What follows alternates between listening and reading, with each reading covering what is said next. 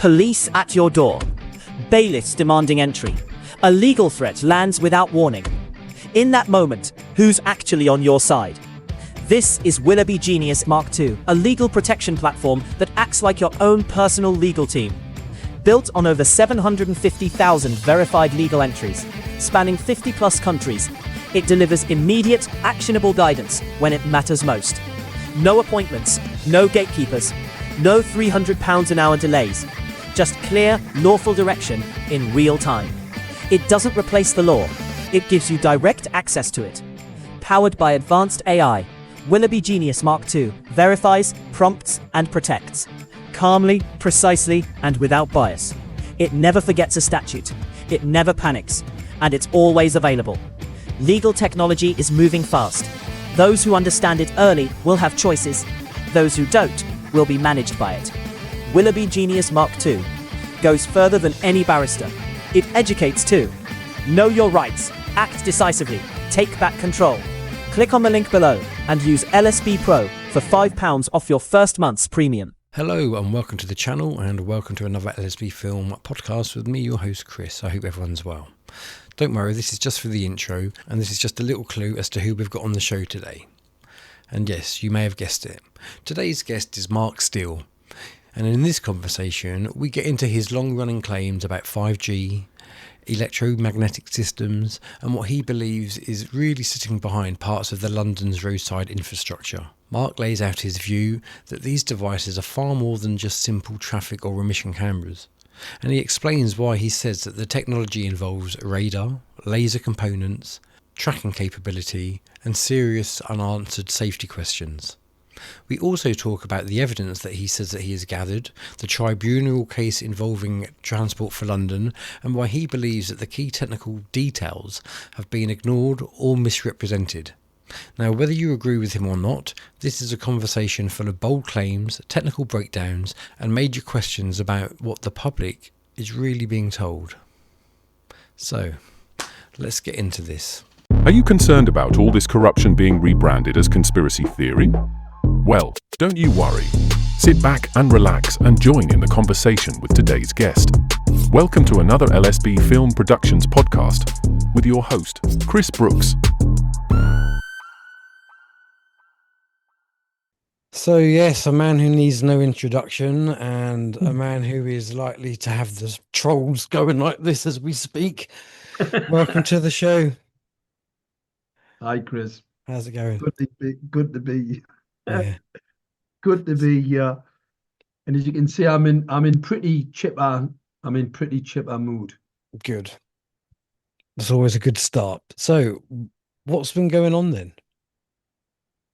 Well, I think for anybody who hasn't either followed me or know my background, all interested in 5G and electromagnetic radiation weapons, but weapons in particular, any type of weapon, doesn't matter. I'm more interested in them if they've been, if they've got some sort of connection with some kinetic type weapon systems like 5G. I've been telling people for so long that 5G is a weapon. It's like drawing back teeth. They keep trying to think it's got something to do with our telecommunications.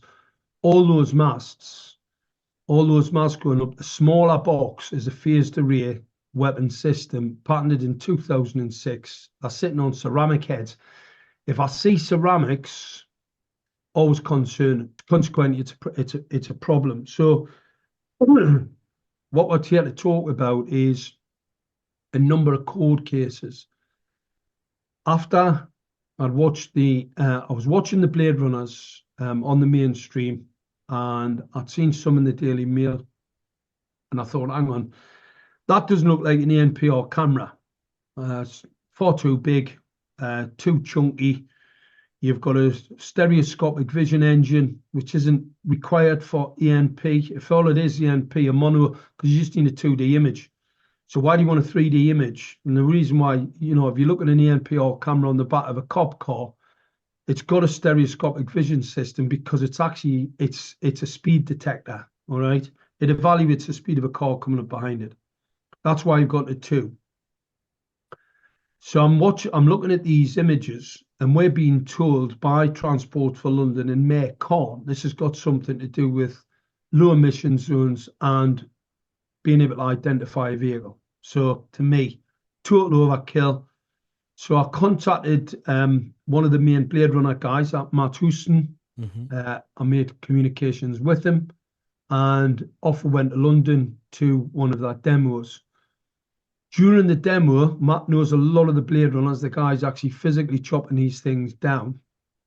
And something he has been charged with, allegedly in one offence, which I can tell you now definitely wasn't him. Another offence he's admitted to actually chopping one down. Okay. So he's got a number of court cases. Anyway, when we got to Hillingdon, there was a guy came along, one of the active Blade Runner guys, and I went back to his home to a garage where he had one of these pieces of hardware stripped down. Now, I was interested in the vision system, so let me show you what it looks like. So this is the Siemens, what's called Psycho 2. Okay, so that's the Psycho 2 Siemens emanation. What Psycho 2 did you say? Psycho 2. Well, it could be Psych. And then we've got when it was purchased by Unix, this is the Psycho 2. Okay, same thing, possibly some slight technical difference. However, this was the unit that we had shown stripped down. Okay, so you can see it's got a Unix brand on the back. You can see the vision engines. But what you'll also see is this large LED array. Now, when you take the casing off, it looks like this, which is a bit of concern due to the thermal managed design. So you see these fins? Number one, none of this... like radiators. The radiators, that's exactly what they are.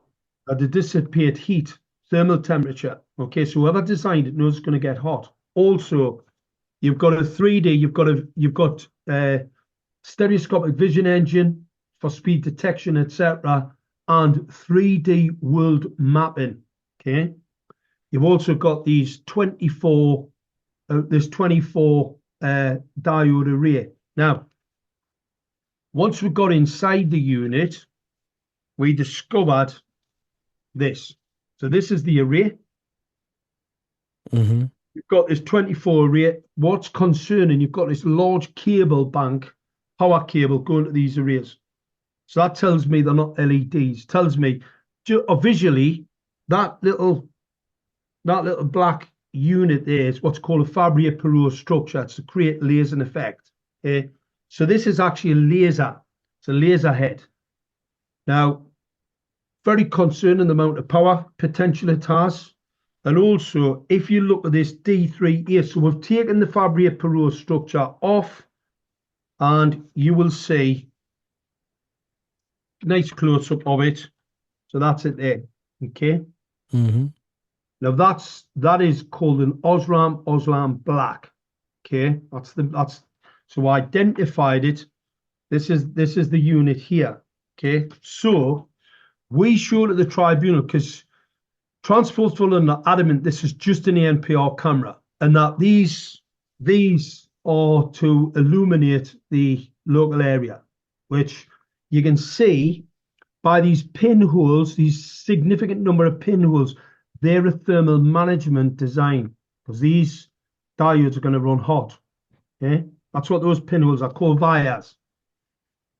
The unit itself, this is a laser symbol. Now, Transport for London tell me they are class 1 low risk LEDs, which they're demonstrably not. That one of the documents they produced, and they've given me this in a Freedom of Information request, states that they are class 1 LEDs, which they most certainly aren't. You do need that sort of power. You do need the cooling capability. And guess what? That laser symbol definitely does need to go on a unit which has LEDs, right? Because these are what are called laser diodes. Now, just quickly, how strong are the lasers? The only reason why I ask that is because obviously I do my Pink Floyd tribute act, And so I use lasers, but I know that lasers which are over 1,000 milliwatts or Milliwatts. whatever it is, you need a 500 milliwatts. license for. Right. Anything over 500 milliwatts is classed as a class 4 laser. So you've just got you've got one classification, class 4, that's the most dangerous.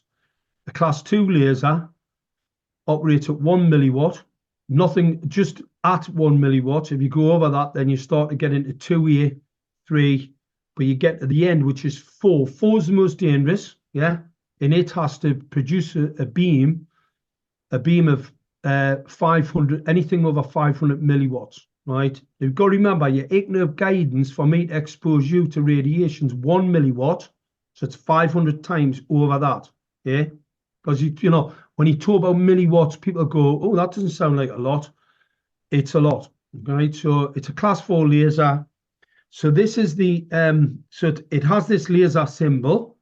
We're being told it's nothing more than an ENP or camera. However, this is the technical brief. Now, this technical brief tells you it's for facial recognition, body tracking, medical lighting, authentication, and access control and security. Now, access control is a term for its ability to see something, stop it moving in a space. That's what access control means. Now, at 1 amp, you'll see these numbers here. This runs at 710 to 900 milliwatts, right? So at 900 milliwatts, so that's near double, right, a class 4 laser. Class 2 laser, you have to, by law, if I was using a class 2 laser in a lab, due to the potential of the infrared, because you can't see it, damaging someone's eyesight, you need to have a warning on a warning label on the lab door, and you need to wear protective eyewear in that lab. I've actually got damage. One of the reasons I wear protective eyewear regularly is due to the fact I've got some eye damage from these type of lasers. However, that's at 1 amp. So this unit, due to the reason it's got the wires, it can run up to 3 amps. So it can pulse modulate at 3 amps, and at 3 amps, it's 2,250 milliwatts. So it's Well over. 4 and a bit times over a class 4 laser, but you've got 24. Now, the 24, so there's your 24. You've got these high power cables. That's the reason why I've got a high power cable going to it. You've got 24, and phased array, you've got. So are you saying those whole 24 make up of like over the 4, not each? It's no. The two each Right, okay. Each one is 2,250 milliwatts times 24. Now, the reason how you create that, this is phased array. So we've got D1, D2, D3, and D4. So you've got 4 phases, 6 diodes per phase, right? And what actually happens, I can create, using phased array like this, I can create a main lobe, a main beam, yeah, which is called a synthetic aperture. And that's why phased array was patented as an electronic assault weapon in 2006. So I can deliver enough power from them to kill you. I shouldn't be laughing. It's not funny. Well, it is funny because we've caught them. We've caught Khan trying to murder people across the whole capital of London with its illegal covert technology. Now, how does that work though? Because doesn't that affect? I know psychopaths are psychopaths, but doesn't that affect them and theirs as well? Could very easily, yeah. Could very easily. But if you're part of the baby butchering club, I mean, are you really bothered about dying? You know, the general population are going to find out that you eat flesh, that you've been trafficking allegedly. I haven't heard him being in the Epstein files yet. Exactly. Listen, they're in the Epstein files. Make no mistake about it. All of these people, you know, they talk about glass ceilings. That glass ceiling, we now know that is all about the baby butchering club. I mean, you only have to look at Boris Johnson, all of the mainstream media narrative about him going into 10 Downing Street and he couldn't get his hands on enough pizza.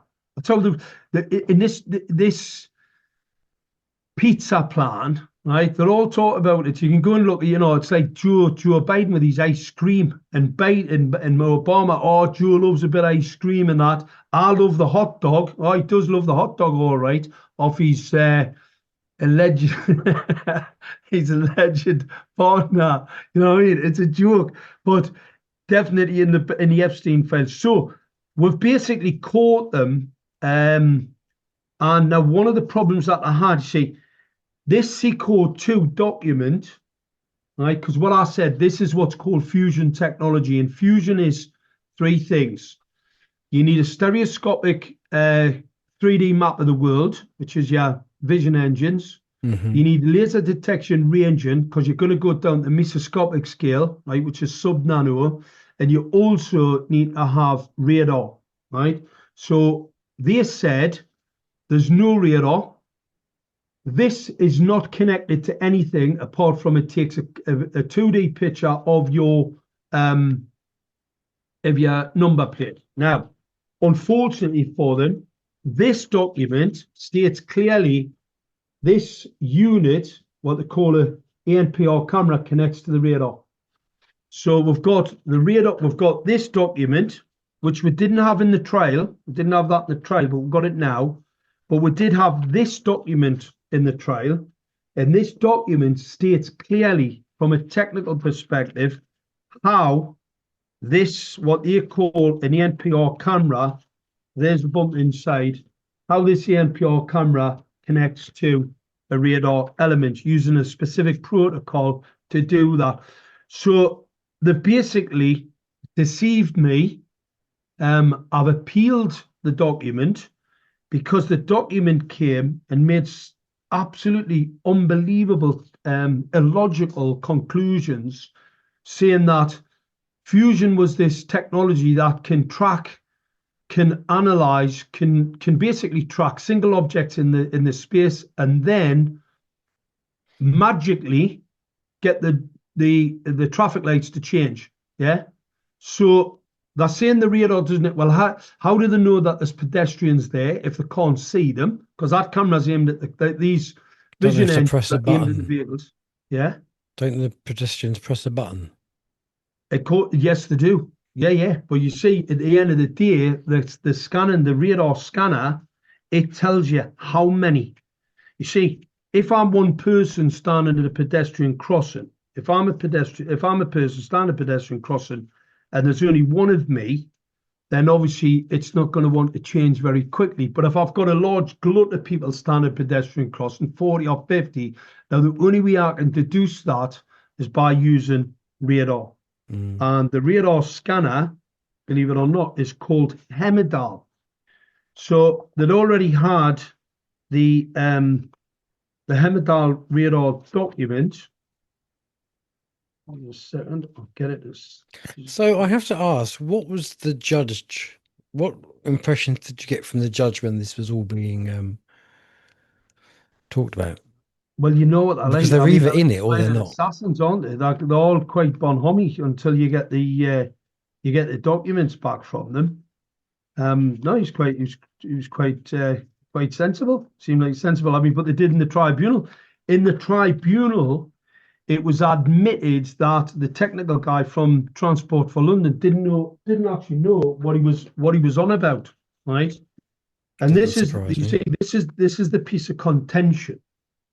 Is this Hemidal radar? Now these radar scanners, it tells you in here, it can assess the number of people either in a vehicle. So so let's say you've got a double-decker bus traveling down the road and you've got one passenger. This can then analyze the internal number of the passengers, either in a private vehicle or a public vehicle, and then it can either decide whether it's going to give them priority. So it prioritizes larger numbers standing at the pedestrian crossing. It can only do that by using radar. Would that be like X-ray type? X-rays? Stuff, yeah, that's what they are. Yeah, like X-rays. So these are powerful. Well, what was really concerning is when the lads chopped a few down, what we found was this. Now, these aren't motion sensors, okay? So I know what a motion sensor looks like. A lot of people go, oh, they're just motion sensors. No, they're not. This is a phased array. Now, phased array was part of electronic assault weapon 2006. As you can see, this one, well, you probably cannot see it, but it's actually sitting on a ceramic head. Now, fortunately, I know a little bit about ceramics when it comes to antennas. And so that's for heat as well, isn't it? For heat, for enough heat, but also it's radiation hardened. So the electronics are actually installed behind this aluminium plate. So when you fire the weapon, you get the bounce, because you'll always get bounce back. You get bounce back, doesn't burn out your electronics. That's a weapon system. That is demonstrably a weapon. These are demonstrable weapons, and that was the whole purpose. See, I wanted to know how many of these weapons are transport for London, illegally deployed across London. And they basically said they don't exist. They said it's a figment of my imagination. One of the things that they've also carried out, they spent tens of millions of pounds on an environmental impact analysis, very in-depth, and funded a defence contract company called Jacobs. Jacobs, people may know there's part of them, the bailiff companies, same PLC. But Same Jacobs low life. Jacobs are heavily involved in the defence sector, and they were the ones tasked by Transport for London, right, whose new chairman, a guy called Andy Lord, is out of the defence industry, all right? He was an MOD defence guy. He's now in charge. He was put in charge by Khan. So all of a sudden we've got this hardware, this weaponised fusion battlefield-derived hardware, ubiquitously deployed across London. They've engaged Jacobs to do an environmental impact analysis, which I stated was fatally flawed due to the fact it doesn't reference either the radar or the laser detection range and hardware, the dangerous bit. So they've totally ignored that. And that's where we are with the court case. So I've appealed the original decision. It is an emanation from Transport for London's skeleton argument and witness statement, even though the tribunal judges, because there was 3 of them, even though it was accepted that the technical guy didn't know what I was talking about, knew nothing about fusion, knew nothing about the laser detection range and hardware, and basically says, that's just a camera, and this is a flash. This is a camera flash. That's what he said. As far as he just, all he knows is that, even though he was shown this, which shows the technical details and the biometric sensing capability of those laser diodes. So he's been given all the information. The judge even said he didn't know what I was talking about, which is fine. That's not his. It's through no fault of his. However, then the tribunal then accept his argument that I'm incorrect about the technical details, which they didn't deny. Not in one, there wasn't a single instance. I've got 60 exhibits that were exhibited in that tribunal case. 60 exhibits, right, that totally refute and destroy Transport for London's case. Transport for London don't produce one document, not one. They produced a statement and a skeleton argument to try and refute what I was saying, right? But that was it, just words. No substantive evidence to show that what they were saying in their statements is correct. In fact, the opposite, right? And only one falsified piece of information, which I'd already took issue with, about them stating that they're Class 1 LEDs, which they most certainly are not. You'd have to be a blind man to think that they're Class 1 LEDs. So let's talk about that specific. Okay. If I had a single Class 1 risk group 1 LED, yeah, just one, I then put it into an array of 24, it immediately is not a Class 1. Because you've got 24 illuminators, which increase the optical radiation potential hazard. And under the IEC standards, I have to have an assessment of that output. So even if, which they're not, even if we took their view that there were class one, there was a class one LED, you'd have to accept that having 24 in the head makes it not what the estate it is. That's just simple maths, which eludes some of the, what these people perceive themselves as the cleverest on the block, but a little bit of mathematics. See, I'm not one of those people. See, yeah. so it's not a case that if you've got just one, it's really powerful, but if you've got more coming off it, it dilutes the power. It just enhances. It enhances it. Okay. Yeah, it's simple maths, Chris. I don't do maths. Well, I didn't do maths until maths to me is like dyscalculia or dyslexia, sorry, for people with writing. Just can't do maths. You have to be very careful about any coherent signal, all right? Any coherence, because coherence, if I can get enough photons through a coherent beam, I can cause ionizing radiation, which causes massive DNA damage. We know it's carcinogenic. A lot of the 5G masks are ionizing radiation emitters, even though they operate in the non-ionizing radiation spectrum. That is irrelevant. It's all about the energy in the beam. If I can get enough energy in the beam, I've got enough energy to cause ionization, and that energy level is 13.6 electron volts. That's all it is. It's not a lot of energy.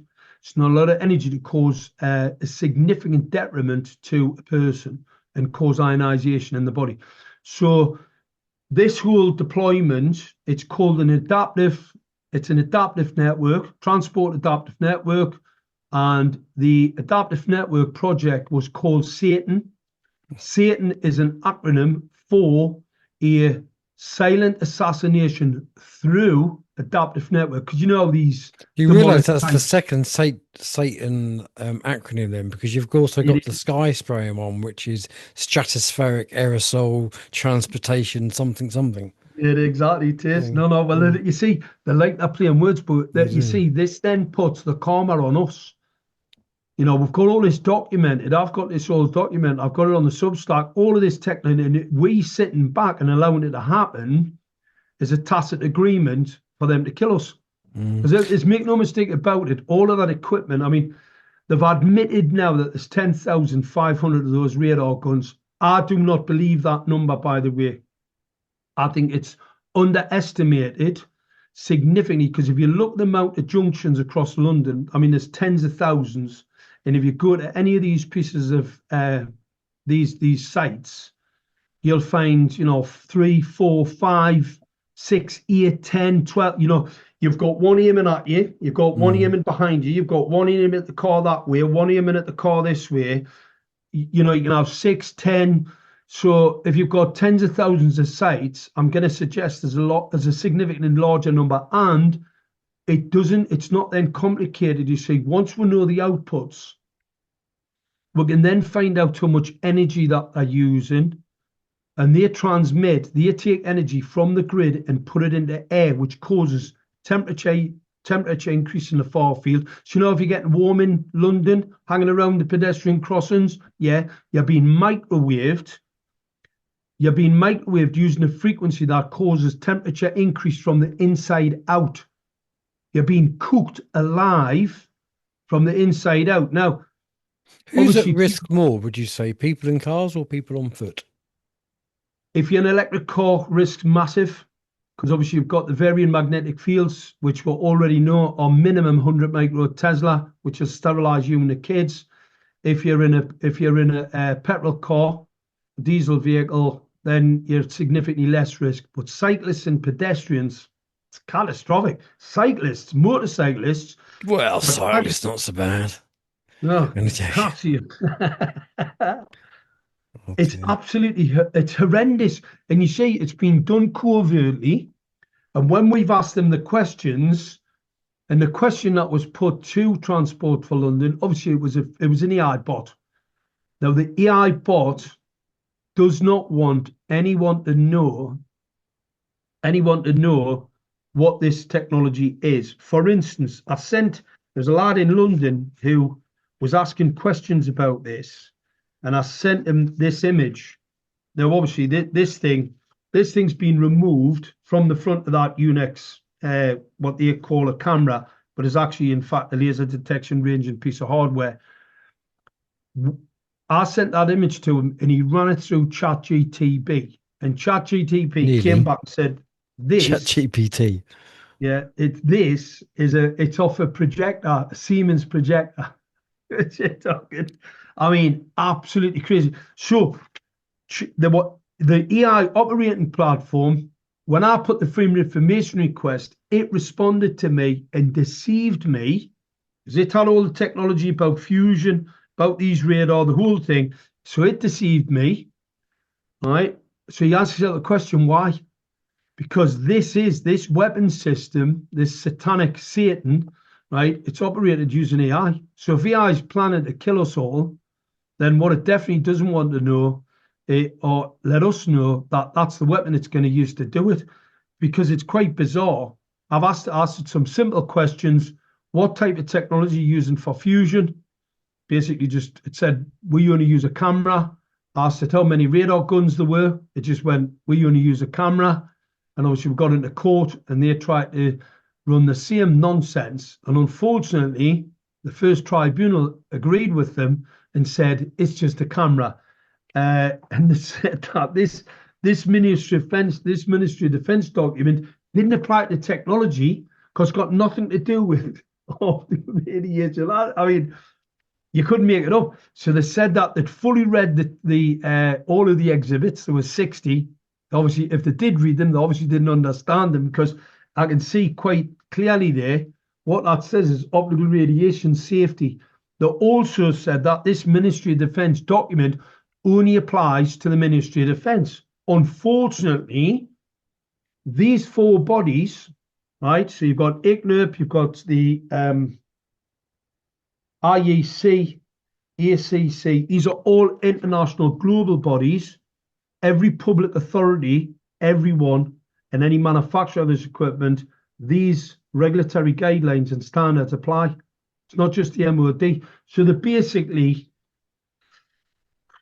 run themselves into, this is what happens when you get these people who don't understand what they're talking about, and also don't understand the information that they're being given, and then deliberately try and craft a response to fit their narrative, like, nothing to see here, folks, move along, to all false pieces. See, this is very controversial. What I'm saying, Mayor Khan has put into place a guy out of the defence industry in charge of transport for London, and they are planning to murder you.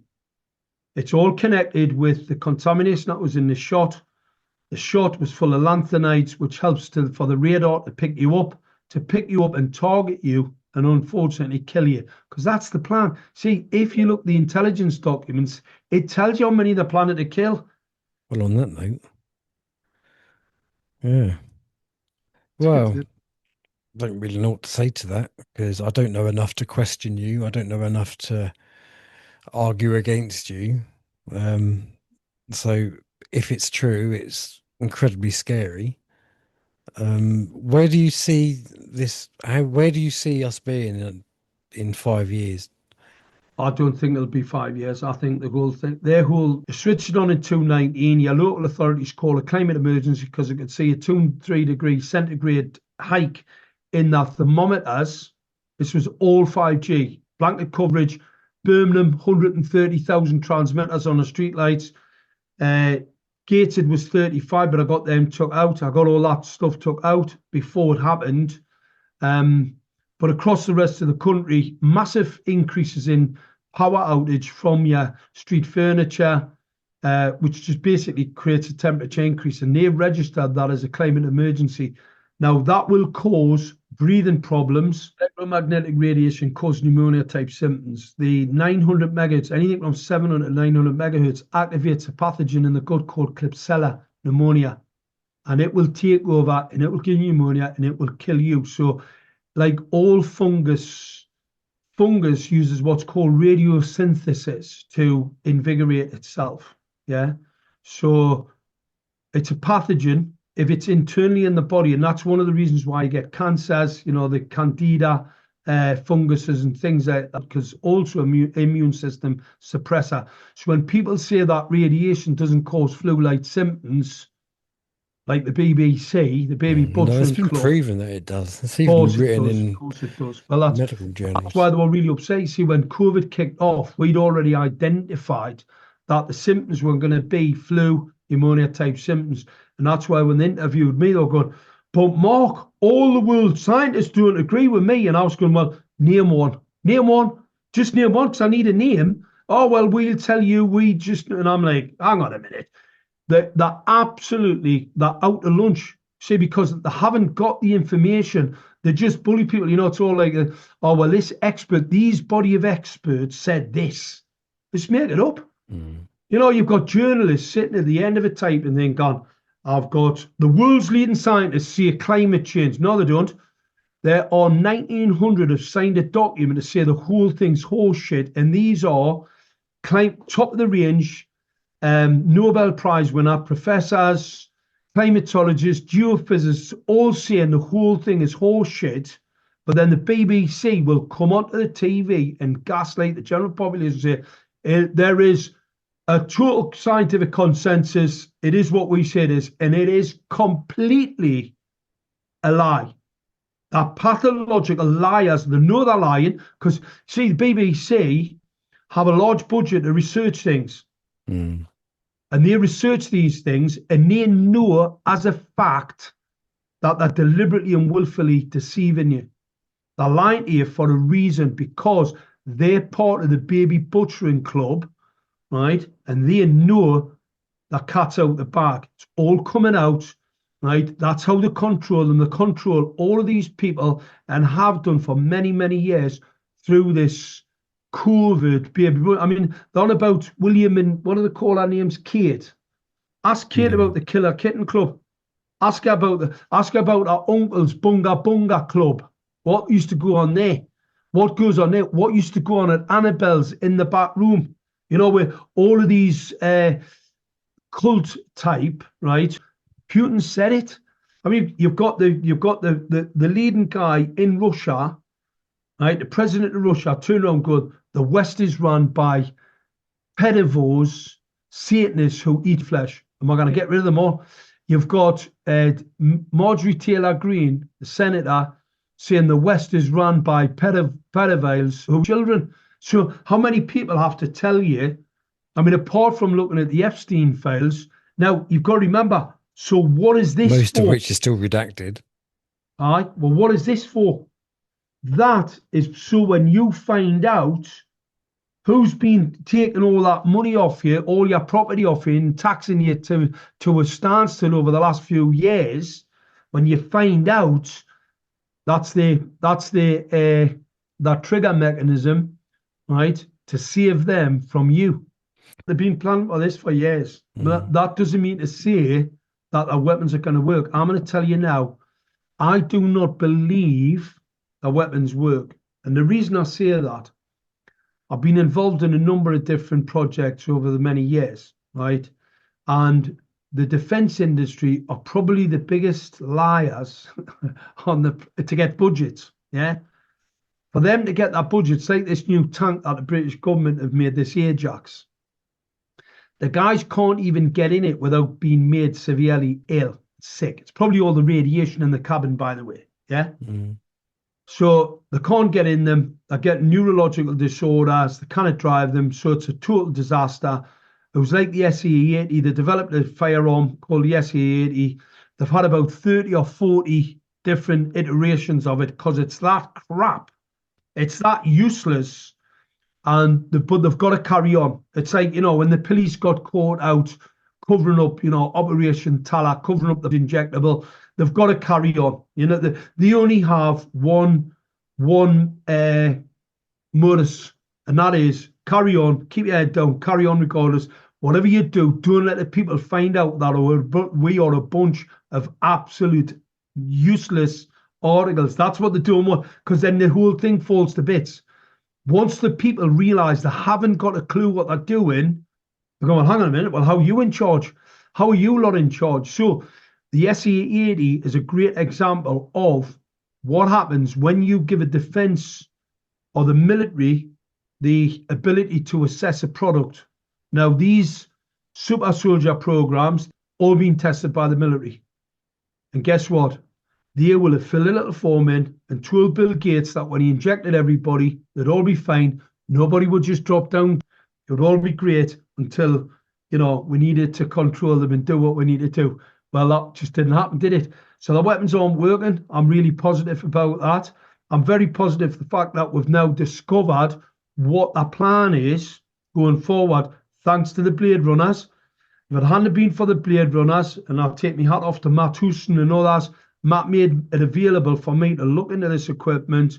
Once we got our hands, got photographs and got the technical details, I've got some techie guys who assist me, senior technical people, right?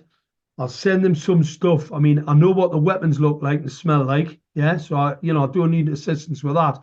But let's see if I want to get an in-depth, say we've got some type of, transmitter or some other piece of kit. I'll send it to them and they'll come back with a full breakdown, what its potential purpose is. I then backfitted into the weapons programs, and that's how we get to where we get to. Well, it's all very interesting, and I'm glad you've got those kind of people around you that you can call upon, because, yeah, cool. That'd make my head hurt, I think, quite literally.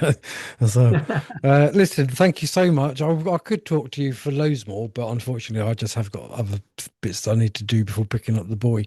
Thank you very much for your time. I shall look forward to seeing how this goes on YouTube.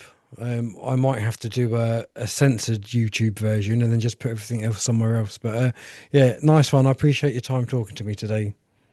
Me, brother. Thanks a lot for having us, Chris. Getting Nice the information now is really important. God bless Absolutely, absolutely. And if you see Nicholas Martin, then give my regards. you. I will do. Nice Definitely. one. Take care, mate. All the best. Yes. Thanks a Bye, lot, mate. brother. Bye.